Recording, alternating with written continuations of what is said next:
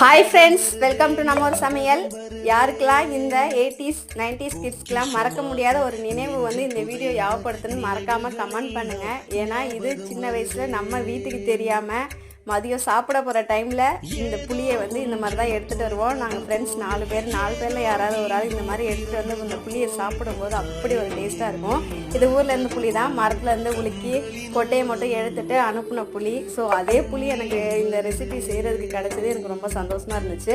அப்போல்லாம் நைஸ் உப்பு கிடையாது, அதனால் கல்லுப்பு தான். கல்லுப்பு கூட கொஞ்சம் மிளகாத்தூளும் தண்ணியை ஆட் பண்ணி நல்லா பிசைஞ்சு ஒரு பாக்ஸில் போட்டு எடுத்துகிட்டு வந்து பிரேக் டைமில் சாப்பிடுவோம். அதை அடிச்சிக்கவே முடியாது. ஸ்கூல் வந்து 1.5 கிலோமீட்டர் இருக்கும். அப்போ மதியம் லஞ்ச் டைமில் போய் நடந்து போய் சாப்பிட்டுட்டு இந்த மாதிரி செஞ்சு அதை ஒரு டிஃபன் பாக்ஸில் போட்டு ஒரு ½ கழிச்சு திரும்ப பிரேக் பீரியடில் இதை சாப்பிடும்போது பாருங்கள் எந்த அளவு சாறு இருக்குன்னு. யாருக்கெல்லாம் இதை மறக்க முடியாத நினைவுன்னு மறக்காமல் கமெண்ட்